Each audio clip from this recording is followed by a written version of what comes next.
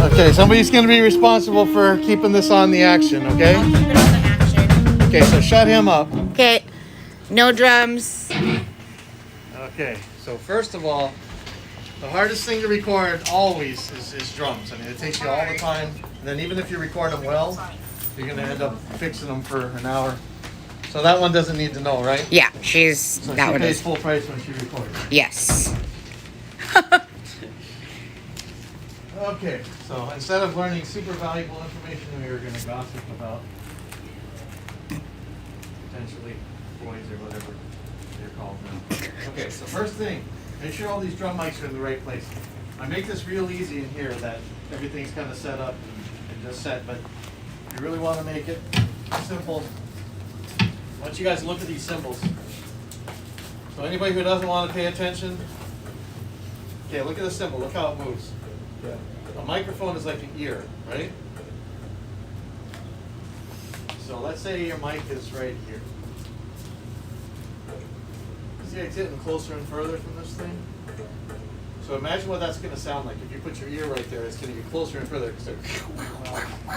Right? It's not going to sound like a cymbal. So the more stable you can get of a spot, the better it's going to be. It's still not going to be perfect. That's not like exactly the right thing, but the further you get it away from it, the less that's going to affect it. But the further away you get a mic from something, the more indirect sound, not necessarily the sound you want, versus the direct sound. So like, for instance, let's say you want just a tom, right? The closer you put the mic to the tom, the more tom you're going to get versus everything else, right? But like, so let's say these overheads, you're trying to get the whole entire drum set there. So you're not really looking for a direct sound, you're looking for a combined sound. But there's always a ratio between the junk you don't want and the junk you do want. The closer you put the mic to the source you want, the more of that you get, and the less of the stuff you don't want that you get. But it's still a compromise. There's also a property of mics. The closer you put them, it has a thing called proximity effect. So the closer you put a mic, a cardioid mic like these, to the source, the more bass it's going to get. So they can start sounding kind of funny if you put them too close.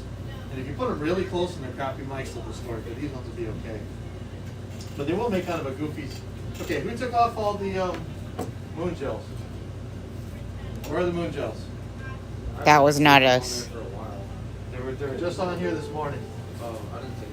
I had 0 drum kids this morning, so there are no moon gels from this morning. All right. Okay, anyway. So these mics are also directional.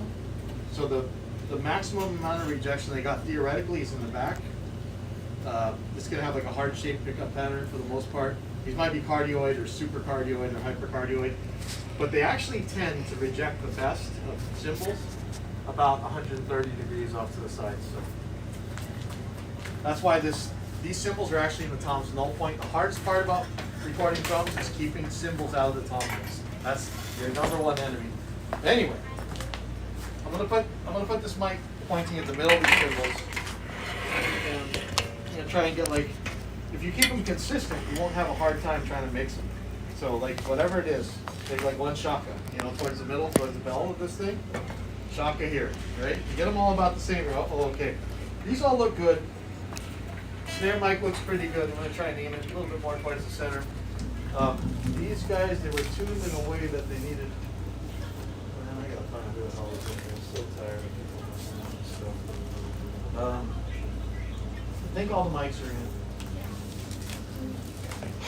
So the next thing is, ideally,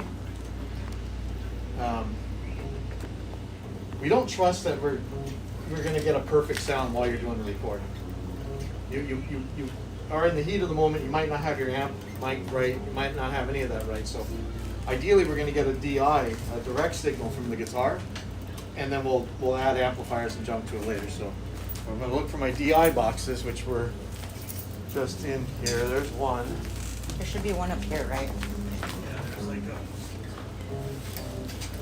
I thought there was one over here. yeah, there should be an art direct box. Nothing over here. Oh, there it is over there. Okay, so watch what these things do. Okay, who's gonna be playing guitar? Either of these two. So let's, Eli, just for purposes, let's get you plugged in. And did you Okay. need this? I might, if there's two of them, I will. But, okay, so you guys got no bass player now? Oh, okay. So these boxes right here, they let you plug a guitar straight into a mic preamp. It ain't gonna sound good, but if it's done right, it's going to sound exactly like the guitar. But a perfectly clean guitar going into a mic preamp, it sounds horrid, usually.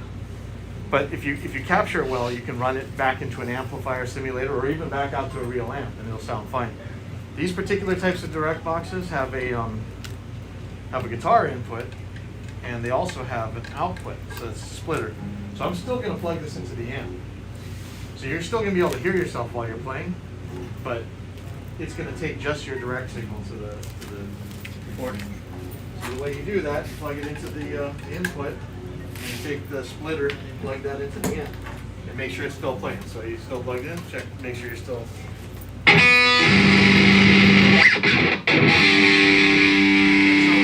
One of the really important concepts to remember in recording is whenever there's a mic around, again, you got your direct sound, the sound you want, and the indirect sound that you generally don't want, unless you're looking at like a room mic sound or something where you're trying to hear everything together. The more unwanted noise you get going into the drum set, like you'll get bands in here that are playing like full stacks, and it's just, you'll end up with more guitar in the drum mics than drums. That's a problem, right? You won't be able to turn up a certain drum without turning up the entire guitar. You guys understand? Like when you got a multi-track, you want all you really want in the kick drum mic is kick drum. All you really want in the snare drum is snare.